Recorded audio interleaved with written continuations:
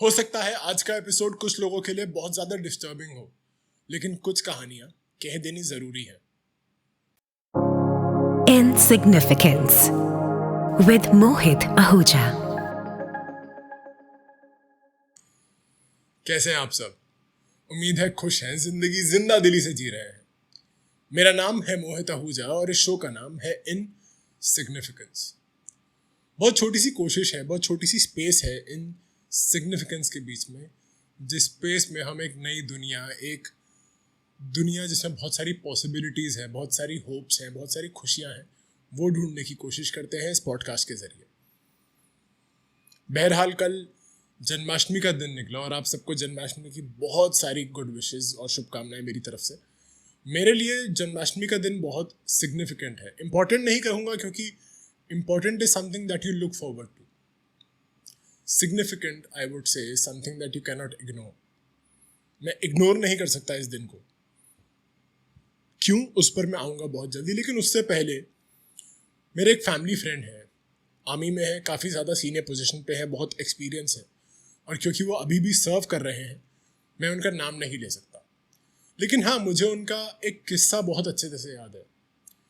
उन्होंने मुझे बताया था एक बार कि जब वो स्टार्टिंग में ट्रेनिंग कर रहे थे तो सारे कैडेट्स को बोला गया कि आप सबको चॉपर में घुसना है। The chopper will take you to a maximum altitude, जो भी डिसाइडेड हाइट है, और वहाँ से आप सबको बारी बारी कूदना है, और डेजिग्नेटेड एरिया दिया गया है जहाँ पे आप सबको एक एक करके अपने पैराशूट खोल के लैंड करना है। ये ड्रिल पहली बार करी जा रही थी और ये सब गए। जब चॉपर उस हाइट पे पहुंचा, एक एक करके सारे कैडेट्स कूदे, एक के बाद एक सबने अपने अपने पैराशूट्स खोले और लैंड होना शुरू हुए। लेकिन बीच में एक बहुत यंग कैडेट था जिसका पैराशूट मैल फंक्शन कर गया। लैंडिंग के दौरान वो ज़मीन में आके सीधा क्रैश हुआ और ऑन द स्पॉट ख़त्म हो गया। मौत तो हुई, और मौत ऐसी हुई कि उसका चेहरा भी पहचान में नहीं आ रहा। हाथ पैर सब आड़े टेढ़े मुड़ गए, घूम गए, और बहुत ज़्यादा ख़राब हालत, ऐसी कि आप उसकी फैमिली को दिखा भी नहीं सकते।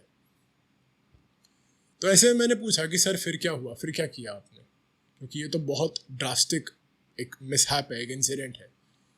तो उन्होंने मुझे बताया कि मोहित कुछ नहीं यार, मेडिकल टीम अपने काम पे लगी और सारे कैडेट्स को बोला गया फिर से चलो चॉपर में, फिर से उसी हाइट पे जाना और फिर से कूदना है। अब ये सुनने में हम सबको कितना इनह्यूमन लगेगा, लेकिन उनका एक सिंपल सा लॉजिक था कि हमें ना आर्मी में फाइट और फ्लाइट वाले मोड में रहना पड़ता है।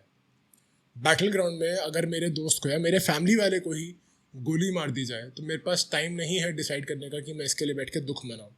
मुझे आगे बढ़ना है और डिफेंड करना है ताकि और किसी को गोली ना लगे, कोई और हर्ट ना हो, किसी और की जान ना जाए।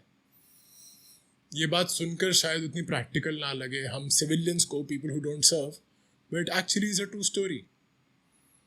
आई also happen to have some doctors in my friends list, some very close friends जो ऑलमोस्ट लाइक ब्रदर्स हैं मेरे लिए, बड़े भाई बोल सकते हैं आप। मेरी उनसे बात होती है तो कोविड के टाइम पे जब डिस्कशन होता था, उन्होंने मुझे बताया कि बहुत सारे लोग जान पहचान के उनके सामने ख़त्म हो गए। आप सोचेंगे आज मैं डेथ की बात कर रहा हूँ, लेकिन बात डेथ की नहीं, लाइफ की है। सुनिए ध्यान से। तो मैंने डॉक्टर से पूछा कि आपके सामने इतनी डेथ्स होती है, how do you deal with that? कहते यार सर्जन है, हमारा काम है, ठीक है एक हुआ, move on to the next one. अब again this might sound so inhuman, और बहुत लोग होंगे जो बोलेंगे ये डॉक्टर्स, आर्मी वाले, इनको to a certain level inhuman होना पड़ता है आगे बढ़ने के लिए। इनको इनह्यूमन होना पड़ता है वरना ये इमोशनल होकर अपनी जॉब ना कर पाए। शायद ये बात सच भी है। वापस आता हूँ जन्माष्टमी वाले टॉपिक पे। मैं अपने पास के बारे में ज़्यादा बात करना नहीं चाहता क्योंकि वैसा लगता है कि गड़े मुर्दे उखाड़ने वाली बात है, लेकिन आज जो मैसेज मैं देना चाहता हूँ उसके लिए ये बात करना बहुत ज़रूरी है। 3 साल पहले की बात है, जन्माष्टमी के आसपास की ही बात है। तब मैं कैंसर से डील कर रहा था, थायराइड कैंसर था मुझे। अगर आपने मेरे पहले वाले पॉडकास्ट सुने हैं, पहले वाले एपिसोड सुने हैं, जो इनिशियल एपिसोड से, आपने सुना होगा इसके बारे में। लेकिन एक किस्सा है जिसके बारे में मैंने कभी बात नहीं करी। मैं एक वार्ड में एडमिटेड था इन अ गवर्नमेंट हॉस्पिटल, और मेरे साथ में एक लड़की थी, 12 साल की बच्ची, जिसका नाम था खुशी। जब मैं मिला था ना, तो मैंने उसके पापा से पूछा कि क्या नाम है इसका। तो उन्होंने बोला कि खुशी। मैंने कहा अरे कितना खूबसूरत नाम है। अब ये हरियाणा के थे तो उन्होंने अपने हरियाणवी डायलेक्ट में ही बोला कि भाई जी नाम ही खुशी है, वैसे सबसे दुखी तो यही है। खुशी हैड ब्लड कैंसर।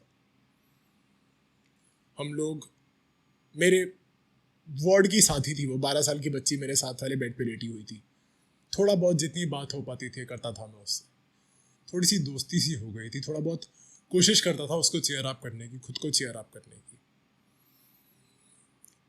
एक दिन मैं डिस्चार्ज हुआ क्योंकि मेरा जो टेस्ट होना था वो नहीं हो पाया, बट खुशी was still admitted with all those tubes, all those pipes going into her body.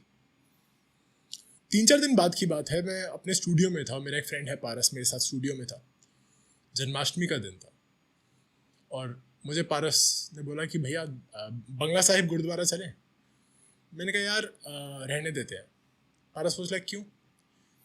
मैंने कहा यार जन्माष्टमी है यार, जन्माष्टमी के दिन नहीं जाना मुझे, क्योंकि भीड़ बहुत होगी और मुझे भीड़ पसंद नहीं है। मुझे बंगला साहिब गुरुद्वारा हो या जामा मस्जिद हो या इस्कॉन टेम्पल है, any of these religious places, मुझे ना वो वक्त पसंद है जब बहुत कम लोग होते हैं, जब सुकून ज़्यादा होता है। वो भीड़ भड़ाका नहीं चाहिए मुझे। तो मैं पारस से बात कर ही रहा था इस बारे में जब मुझे सडनली स्ट्राइक हुआ कि अरे पारस यार एक बार खुशी का पूछता हूँ ना कैसी है। तो मैंने इमिजिएटली फ़ोन निकाला और खुशी के डैड को कॉल किया। उन्होंने फ़ोन उठाया। मैंने कहा भैया कैसे हो? बड़ा एक्साइटेड था मैं, खुश था कि चलो पूछते हैं बच्चा कैसा है। मैंने कहा हाँ जी भैया कैसे हो? कहते बस भाई जी ठीक है। मैं बच्चा कैसा है? ऑब्वियसली खुशी की बात कर रहा था मैं। कहते भाई जी वो तो ना रही। मुझे ना समझ नहीं आया मैं क्या बोलूँ। मैंने कहा कब हुआ? कहते बस अभी अभी। और इतना बोलकर उन्होंने फ़ोन काट दिया। और मैं खुश हूँ कि वो फ़ोन काट दिया, क्योंकि मुझे समझ ही नहीं आया कि मैं आगे रिएक्शन कैसे दूँ। अभी अभी मेरा टाइमिंग ख़राब था या कोइंसिडेंस था या क्या था ये? उस दिन मैंने पता नहीं क्या सोची, मैंने पारस को बोला कि यार तो जाने की बात कर रहा था ना गुरुद्वारे, चलते हैं। पारस कहता क्यों? मैंने कहा खुशी के लिए चलते हैं यार, मेरा मन है उसके लिए प्रे करने का। तो हम लोग बंगला साहिब गुरुद्वारा चले गए दिल्ली में। जब वहाँ गए तो मैं नॉर्मली दरबार साहब में, अगर आप लोग कभी गुरुद्वारे गए हैं तो एक दरबार साहब होता है अंदर, which is like the main temple, और बाहर नॉर्मली एक सरोवर होता है जहाँ पर लोग थोड़ा अपना हाथ पैर धो लेते हैं, स्नान कर लेते हैं। It's all a secret place, but दरबार साहब इज़ द मेन हब जहाँ पे सारी पूजा पाठ, सारी गुरबानी चलती है। मैं नॉर्मली दरबार साहब में रुकता नहीं हूँ, लेकिन उस दिन पता नहीं क्यों मैं बैठ गया। और मैं बैठा और मेरे सामने बहुत सारी फैमिलीज़ आ रही हैं और मैं लगातार भगवान से, रब से, वाहेगुरु से, अल्लाह से यही क्वेश्चन कर रहा हूँ कि यार इतने सारे बच्चे आ रहे हैं ना, खुशी के डैड ने भी तो इन बच्चों की तरह जैसे इन बच्चों के माँ बाप लेके आ रहे हैं, खुशी के पापा ने भी उसको सिखाया होगा ना कि बेटा ऐसे माथा टेकते हैं, ऐसे घंटी बजाते हैं, ऐसे आगे झुक के अपना सर लगा के भगवान की इज्जत करते हैं। ये सब कुछ तो सारे माँ बाप सिखाते हैं ना, खुशी के पापा ने भी सिखाया होगा। फिर उसके साथ ऐसा क्यों हुआ? मैं सच बताऊं तो मैं दरबार साहब में ना गुस्से से भरा हुआ बैठा था यार। मैं लड़ रहा था भगवान से उस दिन कि ये चल क्या रहा है, क्यों हो तुम, और तुम हो तो ये है तुम्हारा काम। I was actually questioning all of it. और बहुत वक्त लगा मुझे इस चीज़ से निकलने में, इस चीज़ को एक्सेप्ट करने में। What ever happened with that kid, 12 साल की बच्ची यार, क्या बिगाड़ा हुआ उसने किसी का। लेकिन जब मैंने और फिलोसफीज पढ़ी और थ्योरीज पढ़ी तो कहीं ना कहीं ये कहा गया कि शायद ये उसके पेरेंट्स की सफरिंग ख़त्म करने का तरीका था, क्योंकि वो पूरी फैमिली तो सफ़र कर रही थी ना। पता नहीं, शायद ये लॉजिक ठीक है, शायद नहीं।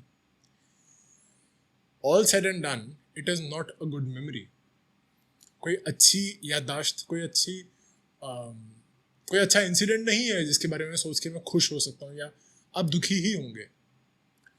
लेकिन फिर उसके बाद अगले साल जब जन्माष्टमी आई, तब तक मेरी कर्नल साहब से बात हो चुकी थी।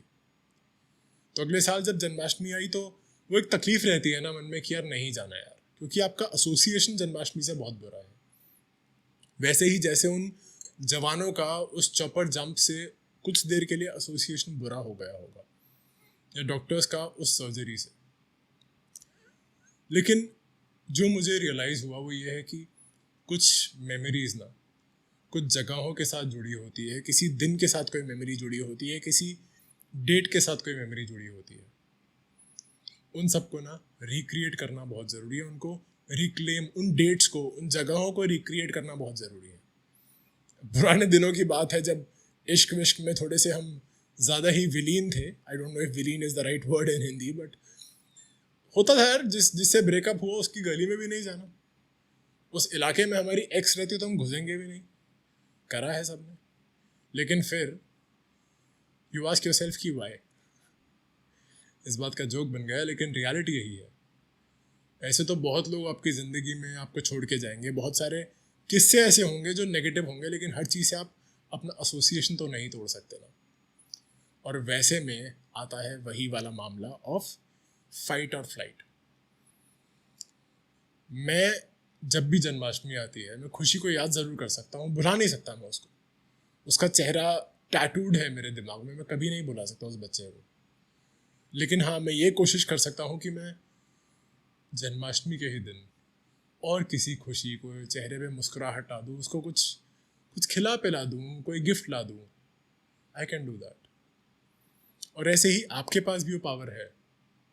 कोई ना कोई बुरी मेमोरी होगी आपकी, कोई ना कोई एक बुरा एसोसिएशन होगा, कोई गलत इंसान, कोई गलत मेमोरी, कोई गलत हादसा, कुछ ना कुछ ऐसा हुआ होगा जिसकी वजह से ना किसी एक चीज़ से वो एक मन में शिकायत सी रह गई है। वापस उस जगह पर जाकर के जब वहाँ पर एक थोड़ी सी हैप्पी मेमोरी क्रिएट कर लेंगे ना, तो वो शिकायत छोटी हो जाती है और धीरे धीरे ख़त्म हो जाती है। हमें स्कूल कॉलेज में पढ़ाया जाता है law of diminishing marginal utility, जिसके मुताबिक अगर आप एक ही चीज़ को बार बार दोहराएंगे ना तो उसकी औकात कम हो जाती है। जैसे आप एक ही कप ऑफ कॉफ़ी बार बार पियेंगे तो धीरे धीरे आपको स्वाद आना बंद हो जाएगा, आप उसको एंजॉय करना बंद कर देंगे। लेकिन पेन के बारे में, दुख के बारे में ना, मुझे लगता है ये इन्वर्सली प्रोपोर्शनल है। इन्वर्सली प्रोपोर्शनल इसीलिए कि जितना ज़्यादा आप दुख के बारे में सोचते हैं उतना ज़्यादा वो नहीं बेकार होता, आपको बेकार करता है, आप कुछ और नहीं कर पाते। तो क्यों ना अच्छी चीज़ों पे फोकस करें, अच्छी चीज़ों के बारे में सोचें। जहाँ पर आपका कोई बहुत करीबी था और अब नहीं है, तो वहाँ पर जाकर के उनको रिलिश करें, उनके बारे में सोच के उनसे रिलेटेड कुछ अच्छा करके उस जगह को रिक्लेम किया जाए, उस मेमोरी को रिक्रिएट किया जाए। क्यों ना रीलिव किया जाए उस खुशी को जो कभी ना कभी उस जगह से आपको मिली थी। क्योंकि ऐसे हादसे तो होते रहेंगे, ज़िंदगी है चलती रहेगी, every day is not Sunday. हर रोज़ कुछ अच्छा नहीं होगा, कभी ना कभी कुछ बुरा भी होगा। लेकिन अगर उस बुरे के गड्ढे में बैठ गए तो आगे नहीं बढ़ पाएंगे। आज आपके लिए बहुत ज़रूरी है और मेरे लिए भी ज़रूरी है, और मैं खुद को भी याद दिला रहा हूँ और आपको भी ये बात की इत्तला देना चाहता हूँ कि आगे बढ़ना, मूव ऑन करना बहुत ज़रूरी है। तो जो भी आपकी ज़िंदगी में एक पुराना बुरा एसोसिएशन है ना, उसमें आगे बढ़ जाइए, रिक्रिएट दैट स्पेस। क्योंकि आप जितना मैं हूँ उतने ही, इफ़ नॉट मोर, क्योंकि मैं खुद को बहुत अच्छे ओहदे पे रखता हूँ, तो इफ़ नॉट मोर, जितना मैं हूँ उतने ही ज़्यादा आप भी खुशी के, पॉजिटिविटी के हकदार हैं। और मैं दुआ करता हूँ कि आपकी ज़िंदगी में वो खुशी, वो पॉजिटिविटी बरकरार रहे। ख्याल रखिए अपना, बहुत ज़्यादा ख्याल रखिए अपना और उन सब का जो आपकी ज़िंदगी में पॉजिटिविटी लाते हैं। बहुत जल्दी फिर से मुलाकात होगी। मेरा नाम है मोहित आहूजा और इस शो का नाम है insignificance. God bless you. Insignificance with Mohit Ahuja.